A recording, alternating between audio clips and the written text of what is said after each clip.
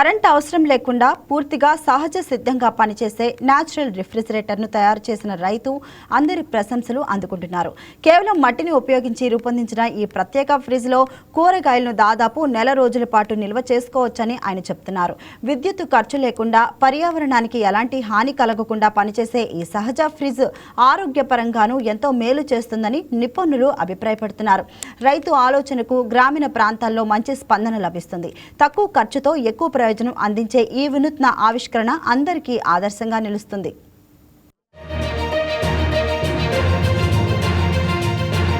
కూరగాయల్ని పెట్టడానికి రెఫ్రిజిరేటర్ వాడుతున్నారా? కరెంట్ ఎక్కువ కన్స్యూమ్ చేస్తుందా? దానికి ఒక చక్కటి పరిహారం అయితే ఒక రైతు వినూత్నంగా ఆలోచించి న్యాచురల్ రెఫ్రిజిరేటర్ అంటే న్యాచురల్గా ఫ్రిడ్జ్ని తయారు చేశారు. కూరగాయలు దాదాపు ఒక వారం ఈ ఫ్రిడ్జ్లో స్టోర్ చేసుకునే విధంగా కూడా ఈ రైతు ఒక ఇన్నోవేటివ్ థాట్తో అయితే మన ముందుకు వచ్చారు. అదేవిధంగా ఈ కూరగాయలు ఈ ఫ్రిడ్జ్లో స్టోర్ చేసినా ఎట్లాంటి పాడవకుండా అసలు డ్యామేజ్ అవ్వకుండా కూడా కూరగాయలు నీట్గా వస్తున్నాయి.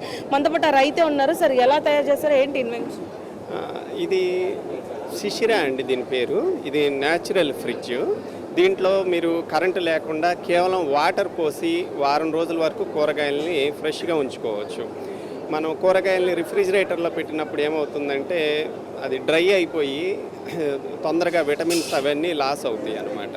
అదే ఈ క్లే ఫ్రిడ్జ్లో అయితే కనుక మీరు హ్యూమిడిటీ లాస్ అవ్వదు, న్యూట్రిషన్ వాల్యూస్ ఎక్కువ ఉంటాయి అన్నమాట.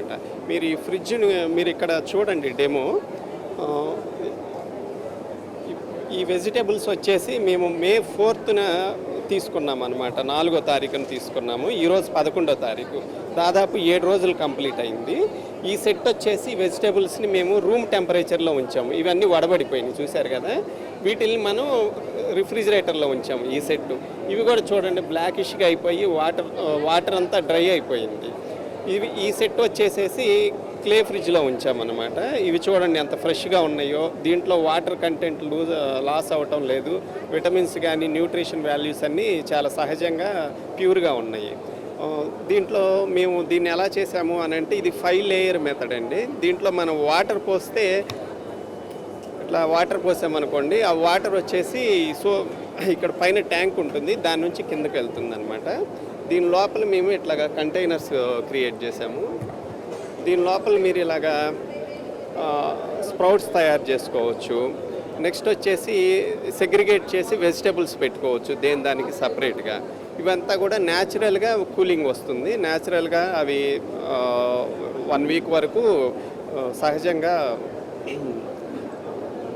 ఉంటాయి అన్నమాట. మొత్తం మనకు దీంతో జస్ట్ డైలీ ఒక 1 లీటర్ ఉదయం సాయంత్రం వాటర్ పోస్తే సరిపోతుంది. ముఖ్యంగా చూసుకుంటే మీకు ఇట్లాంటి వినూత్న ఆలోచన అసలు ఎలా వచ్చింది?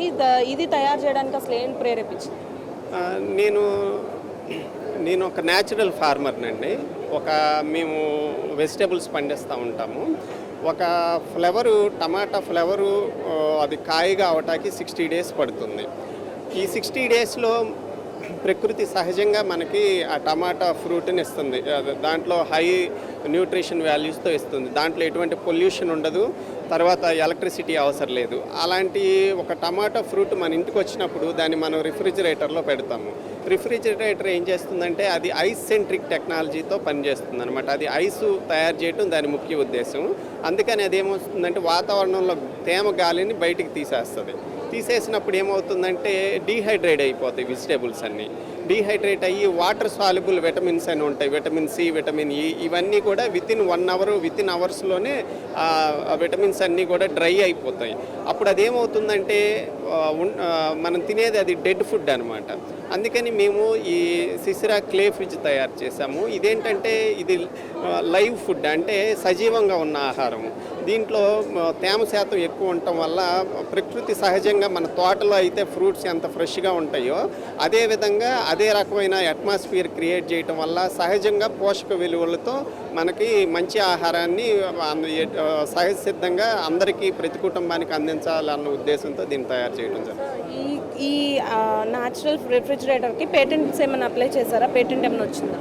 అది ప్రాసెస్లో ఉందండి. మేము ఈ డిజైన్, ఇది వచ్చేసి ప్రోటోటైపు, దీన్ని కమర్షియల్ డిజైన్ రెడీ చేస్తున్నాము.